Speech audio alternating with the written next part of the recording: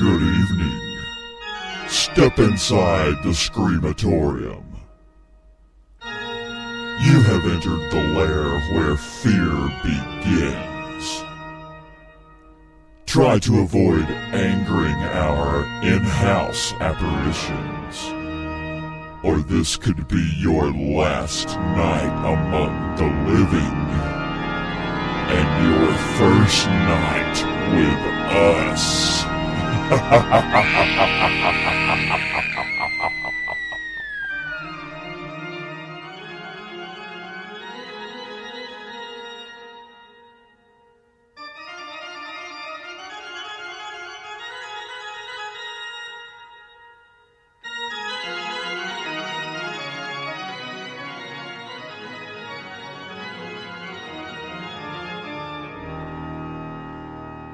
Columbia Broadcasting System and its affiliated stations present Orson Welles and the Mercury Theater on the air in The War of the Worlds by H.G. Wells.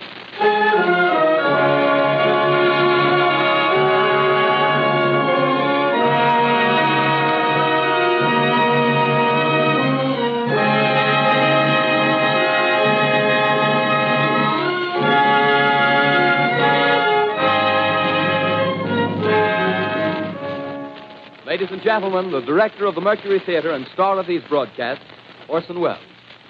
We know now that in the early years of the 20th century, this world was being watched closely by intelligences greater than man's, and yet as mortal as his own. We know now that as human beings busied themselves about their various concerns, they were scrutinized and studied, perhaps almost as narrowly as a man with a microscope might scrutinize the transient creatures that swarm and multiply in a drop of water.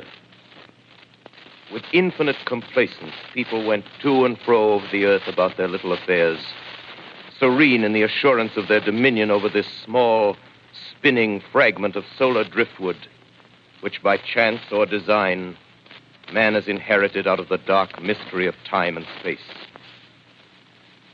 Yet across an immense ethereal gulf, minds that are to our minds as ours are to the beasts in the jungle, intellects, vast, cool, and unsympathetic, regarded this earth with envious eyes and slowly and surely drew their plans against us.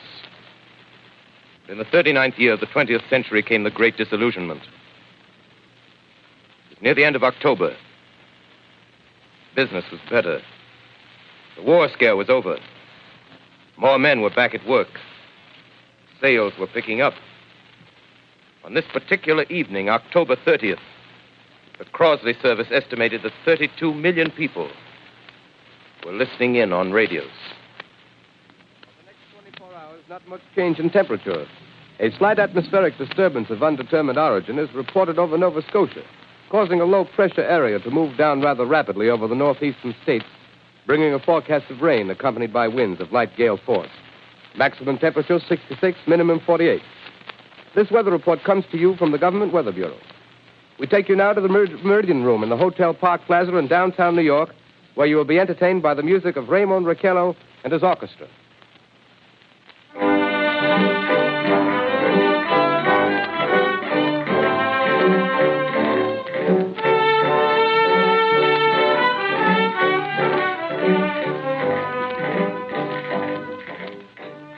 Good evening, ladies and gentlemen. From the Meridian Room in the Park Plaza Hotel in New York City, we bring you the music of Raymond Raquello and his orchestra. With a touch of the Spanish, Raymond Raquello leads off with La Comparsita.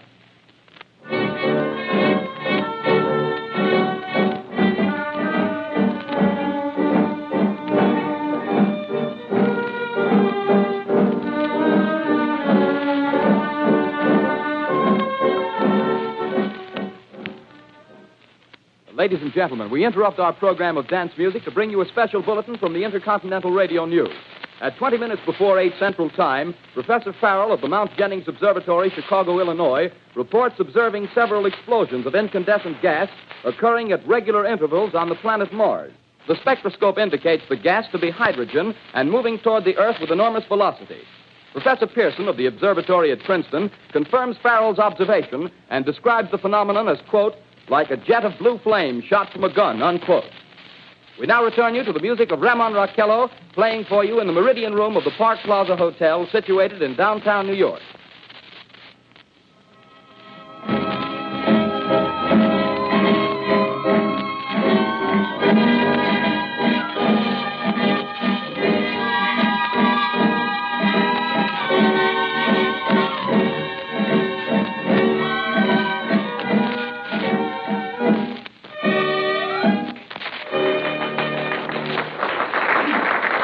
And now a tune that never loses favor, the ever-popular Stardust, Raymond Raquello and his orchestra.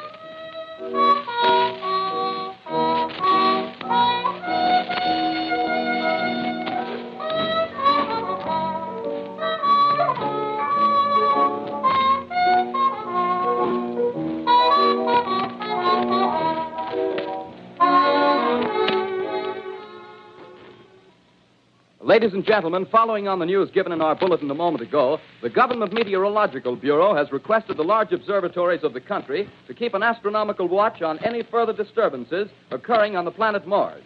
Due to the unusual nature of this occurrence, we have arranged an interview with the noted astronomer, Professor Pearson, who will give us his views on this event. In a few moments, we will take you to the Princeton Observatory at Princeton, New Jersey. We return you until then to the music of Ramon Raquello and his orchestra.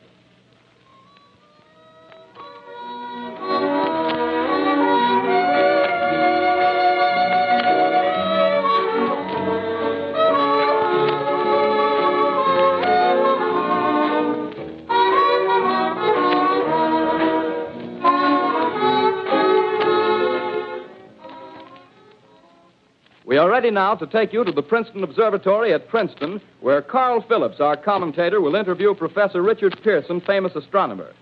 We take you now to Princeton, New Jersey. Good evening, ladies and gentlemen. This is Carl Phillips speaking to you from the observatory at Princeton. I'm standing in a large semicircular room, pitch black except for an oblong split in the ceiling. Through this opening, I can see a sprinkling of stars that cast a kind of frosty glow over the intricate mechanism of the huge telescope. The ticking sound you hear is the vibration of the clockwork. Professor Pearson stands directly above me on a small platform, peering through the giant lens. I'll ask you to be patient, ladies and gentlemen, during any delay that may arise during our interview. Besides the ceaseless watch of the heavens, Professor Pearson may be interrupted by telephone or other communications. During this period, he is in constant touch with the astronomical centers of the world. Professor, may I begin our questions? Any time, Mr. Phillips. Professor, would you please tell our radio audience exactly what you see as you observe the planet Mars through your telescope? Nothing unusual at the moment, Mr. Phillips. A red disk swimming in a blue sea. Transverse stripes across the disk. Quite distinct now because Mars happens to be at the point nearest the Earth, in opposition, as we call it. In your opinion, what do these transverse stripes signify, Professor Pearson? Not canals, I can assure you, Mr. Phillips. Although that's the popular conjecture of those who imagine Mars to be inhabited. From a scientific viewpoint, the stripes are merely the result of atmospheric conditions peculiar to the planet. Then you're quite convinced, as a scientist, that living intelligence as we know it does not exist on Mars? I should say the chances against it are 1,000 to 1. And yet, how do you account for these gas eruptions occurring on the surface of the planet at regular intervals? Phillips, I cannot account for it. By the way, Professor, for the benefit of our listeners, how far is Mars from the Earth? Approximately 40 million miles. Well, that seems a safe enough distance. Thank Just a moment, ladies and gentlemen. Someone has just handed Professor Pearson a message. While he reads it, let me remind you that we are speaking to you from the observatory in Princeton, New Jersey, where we are interviewing the world-famous astronomer, Professor Pearson. One moment, please. Professor Pearson has passed me a message which he has just received. Professor, may I read the message to the listening audience? Certainly, Mr. Phillips. Ladies and gentlemen, I shall read you a wire addressed to Professor Pearson from Dr. Gray of the Natural History Museum, New York. Quote, 9:15 p.m. Eastern Standard Time. Seismograph registered shock of almost earthquake intensity occurring within a radius of 20 miles of Princeton. Please investigate. Signed, Lloyd Gray, Chief of Astronomical Division. Unquote. Professor Pearson, could this occurrence possibly have something to do with the disturbances observed on the planet Mars? Hardly, Mr. Phillips. This is probably a meteorite of unusual size, and its arrival at this particular time is merely a coincidence. However, we shall conduct a search as soon as daylight permits. Thank you, Professor. Ladies and gentlemen, for the past 10 minutes, we've been speaking to you from the observatory at Princeton, bringing you a special interview with Professor Pearson, noted astronomer. This is Carl Phillips speaking. We are returning you now to our New York studio.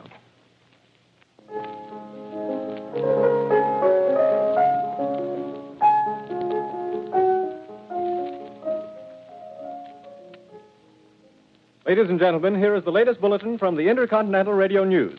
Toronto, Canada. Professor Morse of Macmillan University reports observing a total of 3 explosions on the planet Mars between the hours of 7:45 p.m. and 9:20 p.m. Eastern Standard Time. This confirms earlier reports received from American observatories. Now, nearer home, comes a special bulletin from Trenton, New Jersey. It is reported that at 8:50 p.m., a huge flaming object, believed to be a meteorite, fell on a farm in the neighborhood of Grover's Mill, New Jersey, 22 miles from Trenton. The flash in the sky was visible within a radius of several hundred miles, and the noise of the impact was heard as far north as Elizabeth. We have dispatched a special mobile unit to the scene, and we'll have our commentator, Carl Phillips, give you a word picture of the scene as soon as he can reach there from Princeton. In the meantime, we take you to the Hotel Martinet in Brooklyn, where Bobby Millett and his orchestra are offering a program of dance music.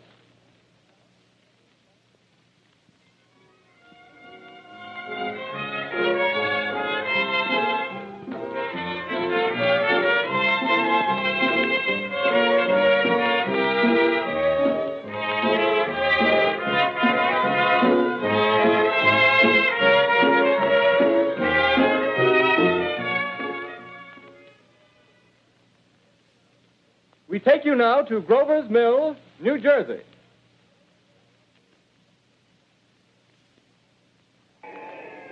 Ladies and gentlemen, this is Carl Phillips again, out at the Wilmot Farm, Grover's Mill, New Jersey. Professor Pearson and myself made the 11 miles from Princeton in 10 minutes. Well, I hardly know where to begin. To paint for you a word picture of the strange scene before my eyes, like something out of a modern Arabian Nights. Well, I just got here. I haven't had a chance to look around yet. I guess that's it. Yes, I guess that's the thing directly in front of me, half buried in a vast pit.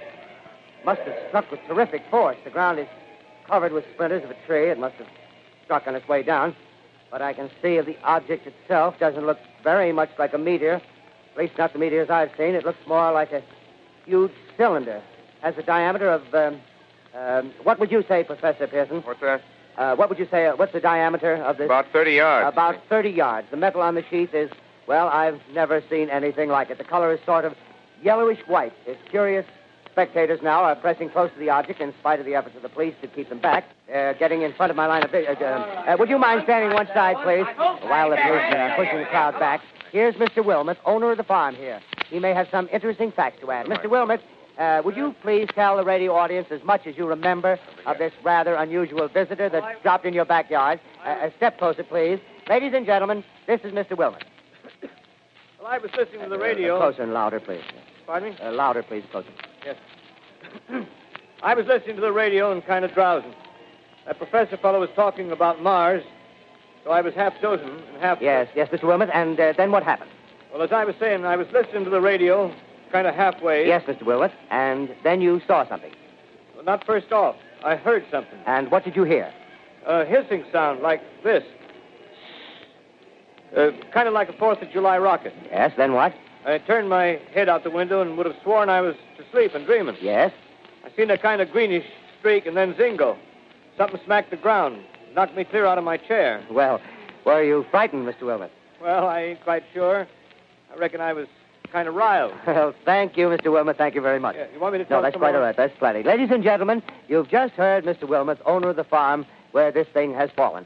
I wish I could convey the atmosphere, the background of this fantastic scene. Hundreds of cars are parked in a field in back of us, and the police are trying to rope off the roadway leading into the farm, but it's no use. They're breaking right through. The car's headlights throw an enormous spotlight on the pit where the object's half buried. Now, some of the more daring souls now are venturing near the edge. Their silhouettes stand out against the metal sheen. One man wants to touch the thing. He's having an argument with the policeman. Now, the policeman wins. Now, ladies and gentlemen, there's something I haven't mentioned in all this excitement, but it's becoming more distinct.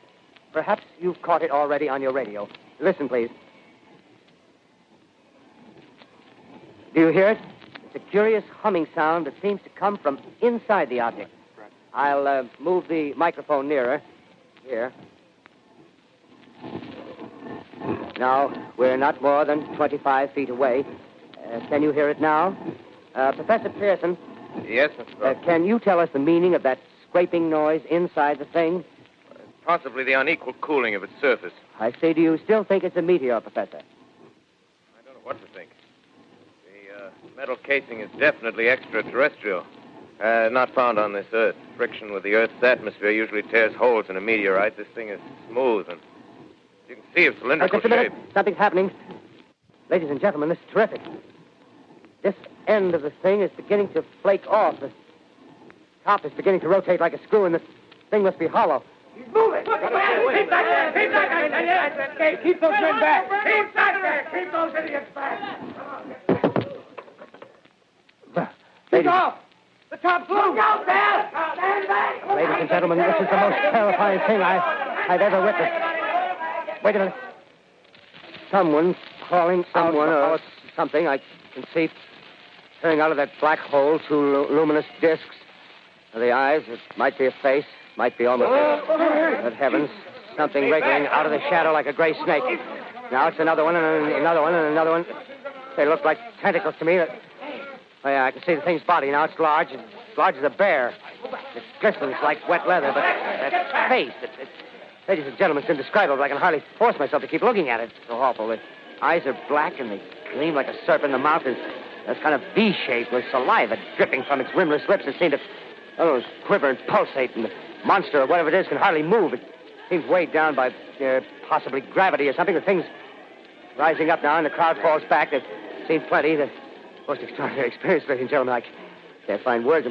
Well, I'll pull this microphone with me as I talk. I'll have to stop the description until I can take a new position. Hold on, will you, please? I'll be right back in a minute.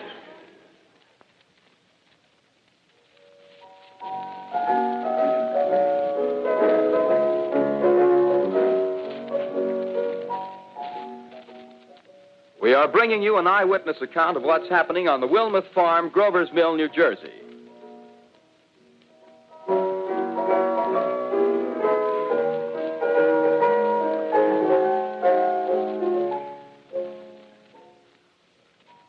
We now return you to Carl Phillips at Grover's Mill. Ladies and gentlemen, am I on? Ladies and gentlemen, here I am, back of a stone wall that adjoins Mr. Wilmuth's garden. From here, I get a sweep of the whole scene. I'll give you every detail as long as I can talk and as long as I can see. There's more state police have arrived. They're drawing up a cordon in front of the pit. About 30 of them. No need to push the crowd back now. They're willing to keep their distance. The captain's conferring with someone. Can't quite see who. Oh, yes, I believe it's Professor Pearson. Yes, it is. Now they've parted, and the professor moves around one side, studying the object while the captain and two policemen advance with something in their hands. I can see it now. It's a white handkerchief tied to a pole. Flag of truce. If those creatures know what that means, what anything means. Wait a minute, something's happening. A humped shape is rising out of the pit. I can make out a small beam of light against a mirror. What's that? There's a jet of flame springing from the mirror, and it leaps right at the advancing men. It strikes them head on. Oh, Lord, they're turning into flames. Now the whole field's caught up by the woods, the barns, the gas tanks of the automobiles spreading everywhere. It's coming this way now, about 20 yards to my right.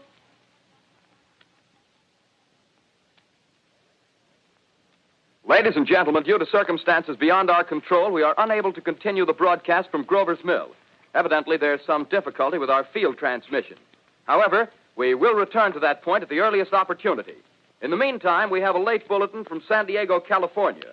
Professor Indelkoffer, speaking at a dinner of the California Astronomical Society, expressed the opinion that the explosions on Mars are undoubtedly nothing more than severe volcanic disturbances on the surface of the planet. We continue now with our piano interlude.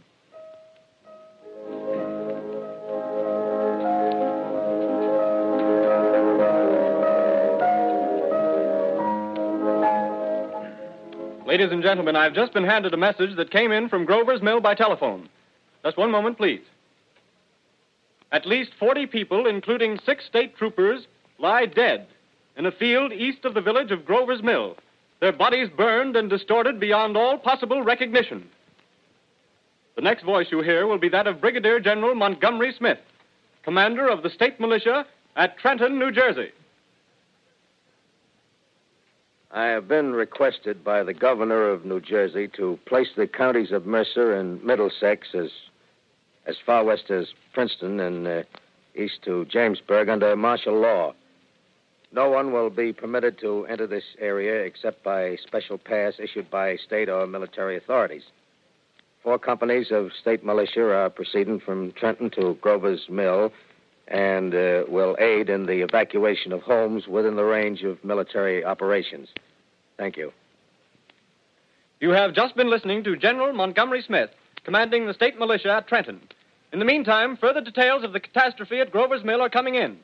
The strange creatures, after unleashing their deadly assault, crawled back in their pit and made no attempt to prevent the efforts of the firemen to recover the bodies and extinguish the fire. The combined fire departments of Mercer County are fighting the flames which menace the entire countryside.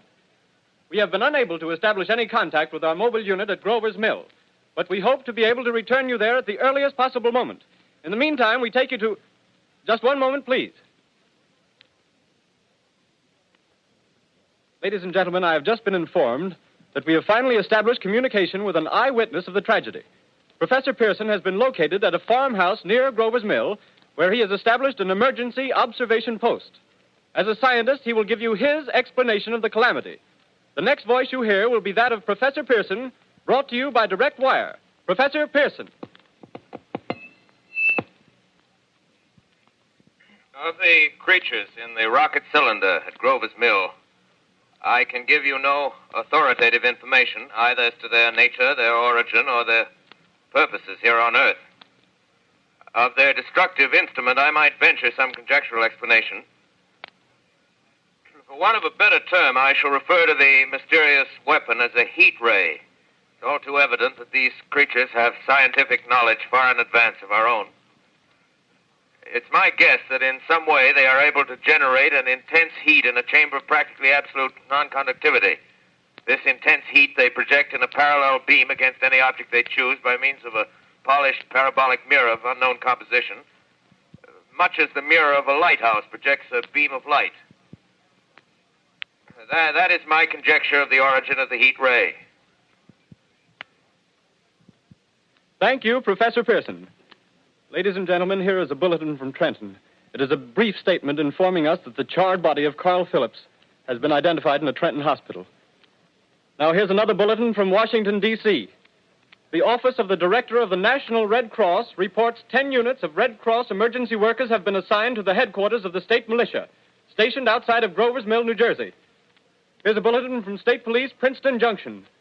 The fires at Grover's Mill and vicinity are now under control. Scouts report all quiet in the pit, and there is no sign of life appearing from the mouth of the cylinder. Now, ladies and gentlemen, we have a special statement from Mr. Harry McDonald, Vice President in charge of operations. We have received a request from the state militia of Trenton to place at their disposal our entire broadcasting facilities. In view of the gravity of the situation, and believing that radio has a responsibility to serve in the public interest at all times, we are turning over our facilities to the state militia at Trenton. We take you now to the field headquarters of the state militia near Grover's Mill, New Jersey. This is Captain Lansing of the Signal Corps, attached to the state militia, now engaged in military operations in the vicinity of Grover's Mill. Situation arising from the reported presence of certain individuals of unidentified nature is now under complete control. The cylindrical object, which lies in a pit directly below our position, surrounded on all sides by 8 battalions of infantry, without heavy field pieces, but adequately armed with rifles and machine guns. All cause for alarm, if such cause ever existed, is now entirely unjustified. The things, whatever they are, do not even venture to poke their heads above the pit. I can see their hiding place plainly in the glare of the searchlights here. With all their reported resources, these creatures can scarcely stand up against heavy machine gun fire. Anyway, it's an interesting outing for the troops. I can make out their khaki uniforms crossing back and forth in front of the lights. Looks almost like a real war. There appears to be some slight smoke in the woods bordering the Millstone River, probably fire started by campers. Well, we ought to see some action soon. One of the companies is deploying on the left flank. A quick thrust and it'll all be over. Now, wait a minute. I see something on top of the cylinder. No, it's nothing but a shadow. Now the troops are on the edge of the Wilmot farm. 7,000 armed men closing in on an old metal tube. A tub, rather. Well, wait, that wasn't a shadow. It's something moving. Solid metal, kind of a shield-like affair rising up out of the cylinder. It's going higher and higher. What? It's standing on legs, actually rearing up on a sort of metal framework. Now it's reaching above the trees, and the searchlights are on it. Hold on.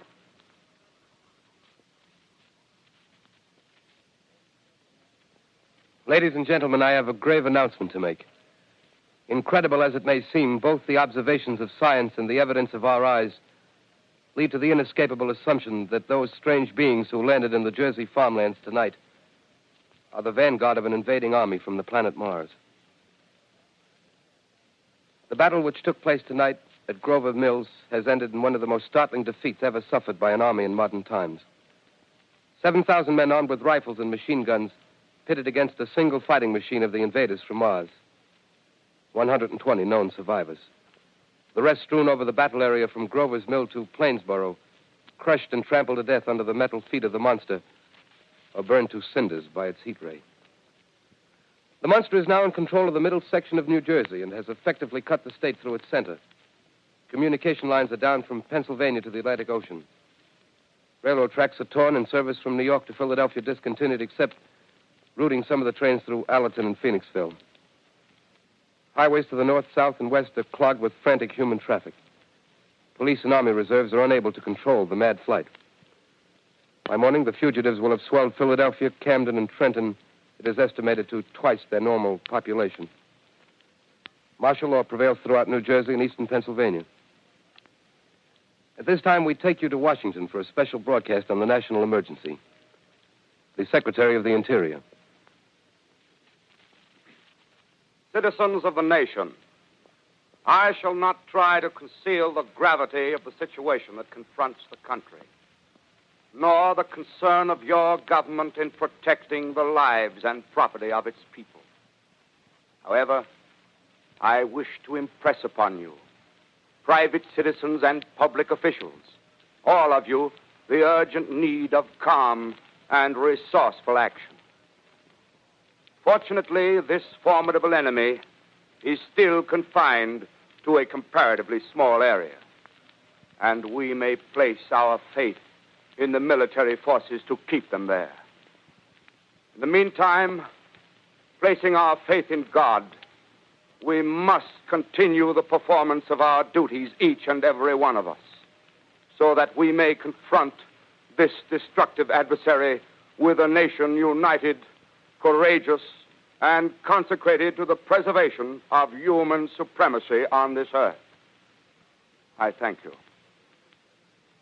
You have just heard the Secretary of the Interior speaking from Washington. Bulletins too numerous to read are piling up in the studio here. We're informed that the central portion of New Jersey is blacked out from radio communication due to the effect of the heat ray upon power lines and electrical equipment. Here's a special bulletin, New York. Cables have been received from English, French, and German scientific bodies offering assistance. Astronomers report continued gas outbursts at regular intervals on the planet Mars. The majority voiced the opinion that the enemy will be reinforced by additional rocket machines. There have been several attempts made to locate Professor Pearson of Princeton, who has observed Martians at close range. It is feared he was lost in the recent battle. Langham Field, Virginia.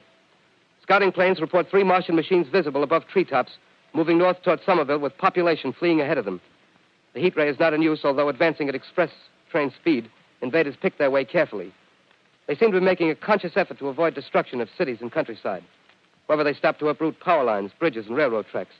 Their apparent objective is to crush resistance, paralyze communication, and disorganize human society. Here is a bulletin from Basking Ridge, New Jersey.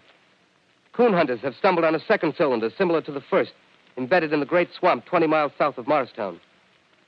Army field pieces are proceeding before the cylinder can be opened and the fighting machine rigged. They are taking up a position in the foothills of Watchung Mountains. Another bulletin from Langham Field, Virginia. Scouting planes report enemy machines, now 3 in number, increasing speed northward, kicking over houses and trees in their evident haste to form a conjunction with their allies south of Morristown. Machines also sighted by telephone operator east of Middlesex, within 10 miles of Plainfield. Here's a bulletin from Winston Field, Long Island. A fleet of Army bombers carrying heavy explosive flying north in pursuit of enemy. Scouting planes act as guides. They keep the speeding enemy in sight. Just a moment, please, ladies and gentlemen.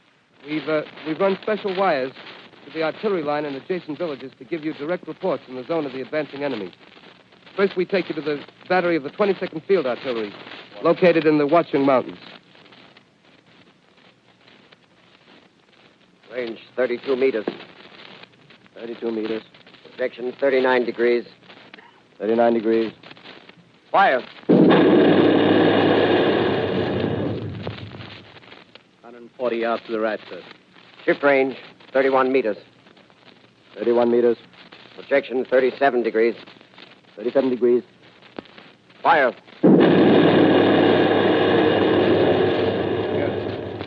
Hit, sir. Got the tripod of one of them. That's stopped. The others are trying to repair it. Quick, get the range. Shift 30 meters. 30 meters. Projection 27 degrees. 27 degrees. Fire.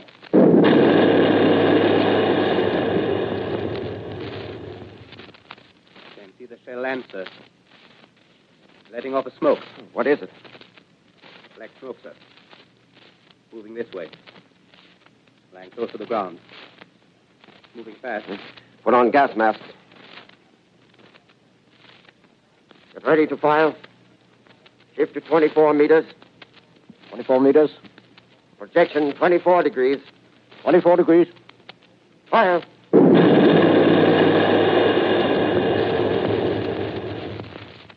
Still can't see, sir. Smoke's coming nearer. Get the range. 23 meters. 23 meters. 23 meters. Projection 22 degrees. 22 degrees.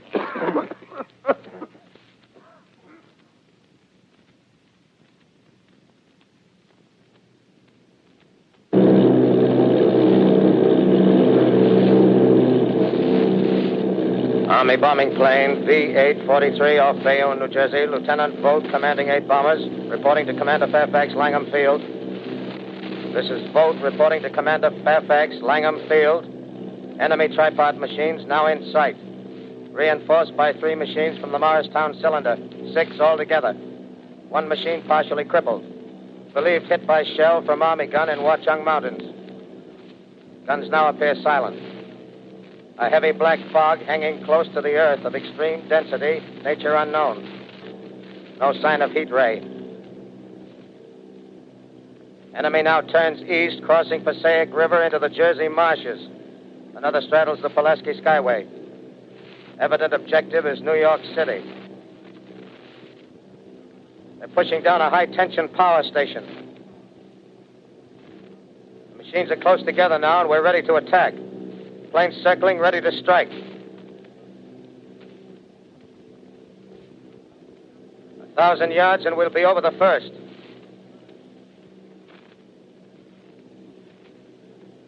$800 yards.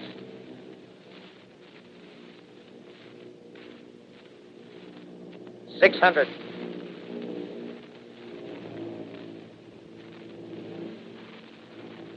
400.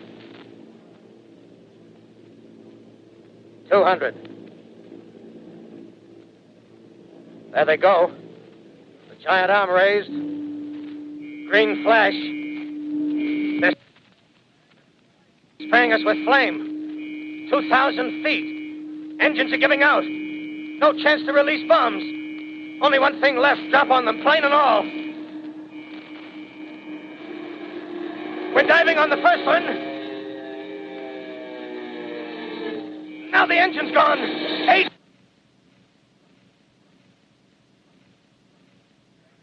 This is Bayonne, New Jersey, calling Langham Field. This is Bayonne, New Jersey, calling Langham Field. Come in, please. This is Langham Field.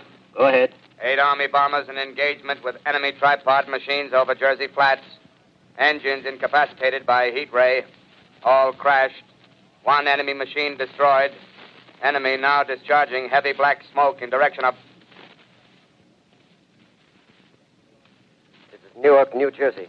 This is Newark, New Jersey. Warning. Poisonous black smoke pouring in from Jersey marshes. Reach at South Street.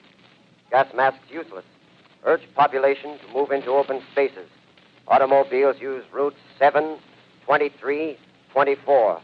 Avoid congested areas. Smoke now spreading over Raymond Boulevard.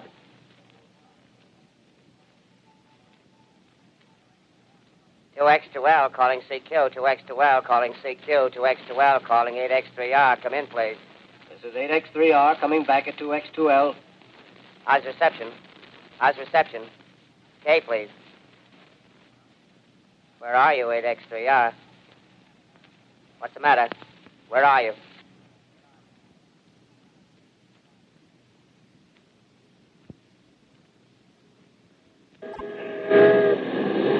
I'm speaking from the roof of Broadcasting Building. I'm speaking from the roof of Broadcasting Building, New York City. The bells you hear are ringing to warn the people to evacuate the city as the Martians approach. Estimated in the last 2 hours, 3 million people have moved out along the roads to the north. Hutchison River Parkway is still kept open for motor traffic. Avoid bridges to Long Island, hopelessly jammed. All communication with Jersey Shore closed 10 minutes ago. No more defenses. Our army is wiped out. Artillery, Air Force, everything wiped out. This may be the last broadcast. We'll stay here to the end. People are holding service here below us in the cathedral. Now I look down the harbor, all manner of boats, overloaded with fleeing population pulling out from docks. Streets are all jammed. Noise in crowds like New Year's Eve in city. Wait a minute. The enemy is now in sight above the Palisades. Five great machines. First one is crossing the river. I can see it from here, wading the Hudson like a man wading through a brook. A bulletin is handed me. Martian cylinders are falling all over the country. One outside of Buffalo, one in Chicago, St. Louis. Seem to be timed and spaced. Now the first machine reaches the shore. He stands watching, looking over the city. The steel cowlish head is even with the skyscrapers. He waits for the others. They rise like a line of new towers on the city's west side. Now they're lifting their metal hands. This is the end now. Smoke comes out, black smoke drifting over the city. People in the streets see it now. They're running toward the East River, thousands of them, dropping in like rats. Now the smoke's spreading faster. It's reached Times Square. People are trying to run away from it, but it's no use. They're falling like flies. Now the smoke's crossing 6th Avenue. 5th Avenue, 100 yards away. It's 50 feet.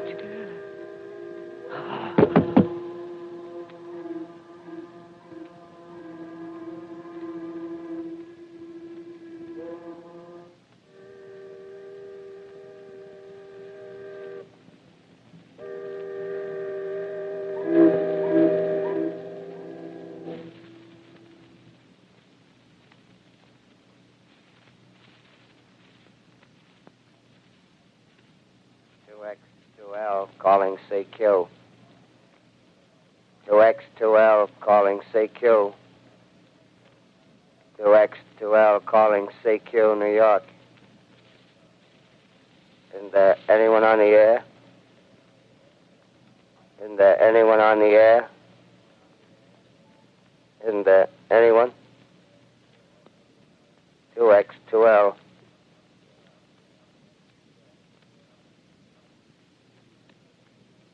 You are listening to a CBS presentation of Orson Welles and the Mercury Theater on the Air in an original dramatization of The War of the Worlds by H.G. Wells. The performance will continue after a brief intermission. This is the Columbia Broadcasting System. The War of the Worlds by H.G. Wells, starring Orson Welles and the Mercury Theater on the Air.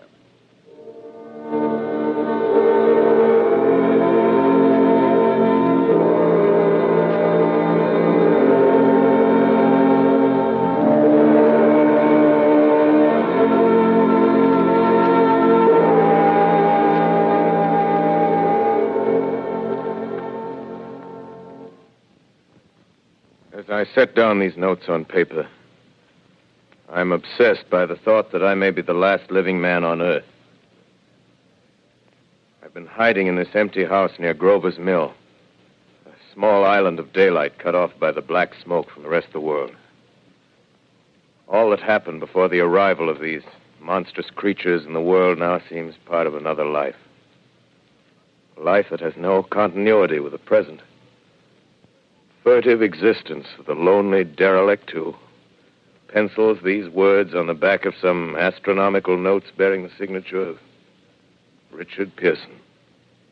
I look down at my blackened hand and I try to connect them with a professor who lives at Princeton and who, on the night of October 20th, glimpsed through his telescope an orange splash of light on a distant planet. My wife, my colleagues, my students, my books, my observatory, my world. Where are they? Did they ever exist? Am I Richard Pearson? What day is it? Do days exist without calendars? Does time pass when there are no human hands left to wind the clocks? In writing down my daily life, I tell myself I shall preserve human history between the dark covers of this little book that was meant to record the movements of the stars. But to write, I must live, and to live, I must eat. Find moldy bread in the kitchen and an orange not too spoiled to swallow. Keep watch at the window. Time to time, I catch sight of a Martian above the black smoke. The smoke still holds the house in its black coil, but at length there's a hissing sound, and suddenly I see a Martian mounted on his machine, spraying the air with a jet of steam as if to dissipate the smoke. I watch in a corner as his huge metal legs nearly brush against the house. Exhausted by terror, I fall asleep. It's morning. Morning. Sun streams in the window. The black cloud of gas is lifted, and the scorched meadows to the north look as though a black snowstorm had passed over them. I venture from the house. I make my way to a road, no traffic. Here and there, a wrecked car, baggage overturned, a blackened skeleton. Push on north. For some reason, I feel safer trailing these monsters than running away from them. And I keep a careful watch. I've seen the Martians feed. Should one of their machines appear over the top of trees, I'm ready to fling myself flat on the earth. I come to a chestnut tree. October. Chestnuts are ripe. Fill my pockets. I must keep alive. 2 days I wander in a vague northerly direction through a desolate world. Finally, I notice a living creature. A small red squirrel in a beech tree. I stare at him and wonder. He stares back at me. I believe at that moment the animal and I shared the same emotion. The joy of finding another living being. Push on north. I find dead cows in a brackish field, and beyond the charred ruins of a dairy and a silo remain standing guard over the wasteland like a lighthouse, deserted by the sea. Astride the silo perches a weathercock. The arrow points north. North. Next day, I come to a city. City vaguely familiar in its contours, yet its building strangely dwarfed and leveled off as if a giant had sliced off its highest towers with a capricious sweep of his hand. Reached the outskirts, I found Newark. Newark, undemolished but humbled by some whim of the advancing Martians. Presently, with an odd feeling of being watched, I caught sight of something crouching in a doorway. I made a step towards it, and it rose up and became a man. A man armed with a large knife. Stop! Where do you come from? I come from many places. A long time ago, from Princeton. Princeton, huh? That's near Grover's Mill. Yes. Grover's Mill. There's no food here. This is my country. All this end of town down the river. There's only food for one. Which way are you going? I don't know. I guess I'm looking for people. Hey, what was that? Did you hear something just then? No. Only a bird. A live bird. Yeah. You get to know that birds have shadows these days. Say, we're in the open here. Let's crawl in this doorway here and talk. Have you seen any Martians? No. They're going over to New York. Tonight, the sky's alive with their lights, just as if people were still living in it. By daylight, you can't see them. 5 days ago, a couple of them carried something big across the flats from the airport. I think they're learning how to fly. Fly? Yeah, fly. Then it's all over with humanity. Stranger, there's still you and I. 2 of us left. Yeah. They got themselves in solid. They wrecked the greatest country in the world. Those green stars, they're probably falling somewhere every night. They've only lost one machine. There isn't anything to do. We're done. We're licked.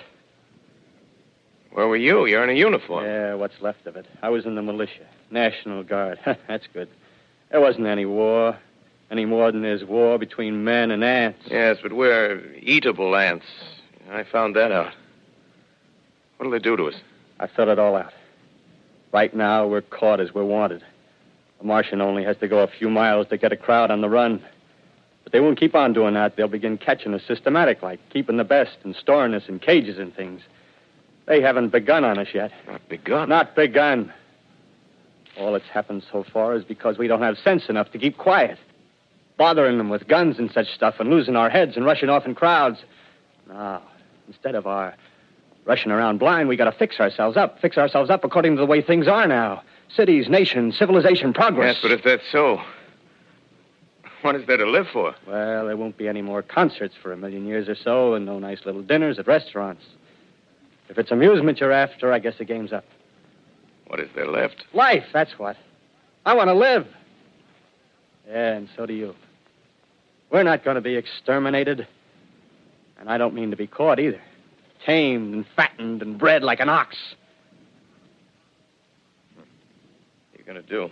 I'm going on. Right under their feet. I got a plan. We men, as men, we're finished. We don't know enough. We got to learn plenty before we get a chance. We've got to live and keep free while we learn, see? I've thought it all out, see? Well, tell me the rest. Well, it isn't all of us that are made for wild beasts. That's what it got to. That's what it got to be. That's why I watched you. Watched you. All those little office workers that used to live in these houses. They be no good. They haven't any stuff in them. They used to run off to work. I've seen hundreds of them running to catch their commuter's train in the morning, afraid they'd get canned if they didn't. Running back at night, afraid they wouldn't be in time for dinner. Lives insured and a little invested in case of accidents. Yeah, and on Sundays, worried about the hereafter. Well, the Martians, they'll be a godsend for those guys. Nice, roomy cages, good food, careful breeding, no worries. Yeah, after a week or so of chasing around the fields on empty stomachs, they'll come and be glad to be caught. You've thought it all out, haven't you? Sure, you bet I have. That isn't all. These Martians are going to make pets of some of them. Train them to do tricks. Who knows? Get sentimental over the pet boy who grew up and had to be killed. Yeah. And some, maybe, they'll train to hunt us. Oh, no, it's impossible. Human Yes, beings. they will. There's men who do it gladly. If one of them ever comes after me, by... In the meantime, you and I and others like us, where are we to live when the Martians own the Earth? I got it all figured out. We'll live underground. I've been thinking about the sewers. Under New York, there are miles and miles of them. The main ones, they're big enough for anybody. Then there's cellars, vaults, underground storerooms, railway tunnels, subways. You begin to see, huh? We'll get a bunch of strong men together. No weaklings. That rubbish, out. As you meant me to go. All right. Give you a chance, didn't I? Won't quarrel about that. Go on. Well, we got to make safe places for us to stay in, see? Get all the books we can. Science books. That's where men like you come in, see? We raid the museums. We'll even spy on the Martians. May not be so much we have to learn before... Listen. Just imagine this. 4 or 5 of their own fighting machines suddenly start off. Heat rays right and left. Not a Martian in them. Not a Martian in them, see? But men. Men who've learned the way how. May even be in our time. Gee. Imagine having one of them lovely things with its heat ray wide and free. We'd turn it on Martians. We'd turn it on men. We'd bring everybody down on their knees. That's your plan. Yeah. You, me, a few more of us. We'd own the world. I see. Hey. Hey, what's the matter? Where are you going? Not to your world. Bye, stranger. Well, after parting with the artilleryman, I came at last to the Holland Tunnel, entered that silent tube, anxious to know the fate of the great city on the other side of the Hudson. Cautiously, I came out of the tunnel and made my way up Canal Street. Reached 14th Street, and there again were black powder and several bodies and an evil, ominous smell from the gratings of the cellars of some of the houses. I wandered up through the 30s and 40s, stood alone on Times Square, caught sight of a lean dog running down 7th Avenue with a piece of dark brown meat in his jaws and a pack of starving mongrels at his heels. Made a wide circle around me as though he feared I might prove a fresh competitor. Walked up Broadway in the direction of that strange powder, past silent shop windows, displaying their mute wares to empty sidewalks. Past the Capitol Theater, silent, dark. Past a shooting gallery where a row of empty guns faced an arrested line of wooden ducks. Near Columbus Circle, I noticed models of 1939 motor cars in the showrooms facing empty streets. Over the top of the General Motors building, I watched a flock of black birds circling in the sky. Hurried on. Suddenly, I caught sight of the hood of a Martian machine, standing somewhere in Central Park, gleaming in the late afternoon sun. An insane idea. I rushed recklessly across Columbus Circle and into the park. I climbed a small hill above the pond at 60th Street, and from there I could see standing in a silent row along the mall 19 of those great metal titans, their cowls empty, their steel arms hanging listlessly by their sides. I looked in vain for the monsters that inhabit those machines. Suddenly, my eyes were attracted to the immense flock of black birds that hovered directly below me. They circled to the ground. And there before my eyes, stark and silent, lay the Martians with the hungry birds pecking and tearing brown shreds of flesh from their dead bodies. Later, when their bodies were examined in laboratories, it was found that they were killed by the putrefactive and disease bacteria against which their systems were unprepared. Slain, after all, man's defenses had failed by the humblest thing that God, His wisdom, has put upon this earth. Before the cylinder fell, there was A general persuasion that through all the deep of space, no life existed beyond the petty surface of our minute sphere. Now we see further. Dim and wonderful is the vision I've conjured up in my mind of life spreading slowly from this little seedbed of the solar system throughout the inanimate vastnesses of sidereal space. But it's a remote dream. Maybe that the destruction of the Martians is only a reprieve to them and not to us. Is the future ordained, perhaps?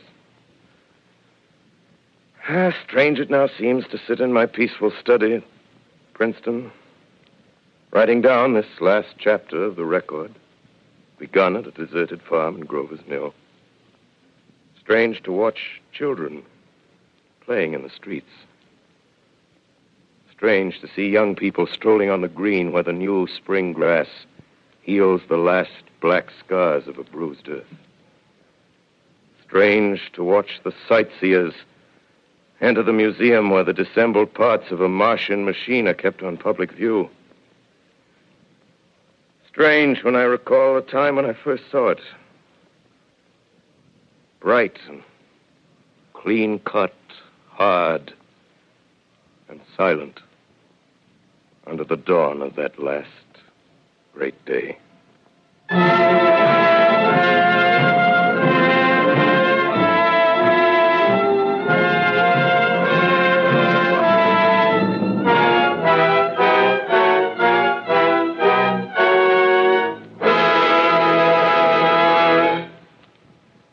This is Orson Welles, ladies and gentlemen. Out of character, to assure you that the War of the Worlds has no further significance than as the holiday offering it was intended to be. The Mercury Theater's own radio version of dressing up in a sheet and jumping out of a bush and saying boo. Starting now, we couldn't soap all your windows and steal all your garden gates by tomorrow night, so we did the best next thing. We annihilated the world before your very ears and utterly destroyed the CBS. You will be relieved, I hope, to learn that we didn't mean it, and that both institutions are still open for business. So goodbye, everybody, and remember, please, for the next day or so, the terrible lesson you learned tonight. That grinning, glowing, globular invader of your living room is an inhabitant of the pumpkin patch, and if your doorbell rings and nobody's there, that was no Martian, it's Halloween.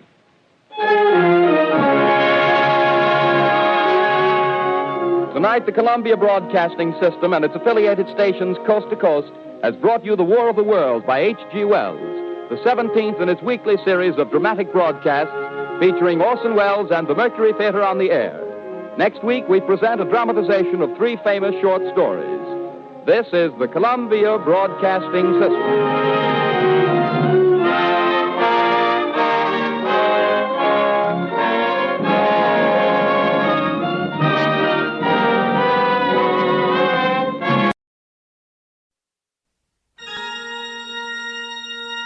Thank you for joining us in the Screamatorium. Congratulations if you made it out alive. But then again, there's always next time. I must crawl into my coffin now. Good night. Pleasant dreams.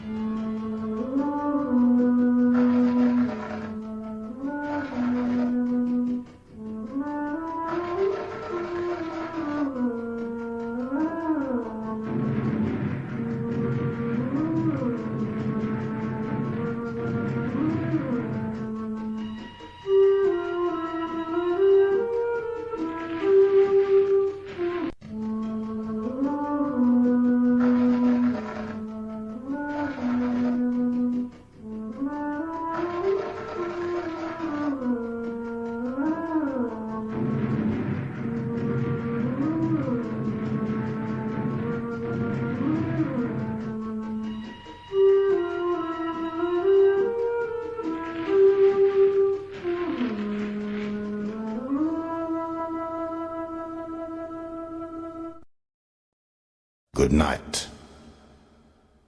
Sleep well.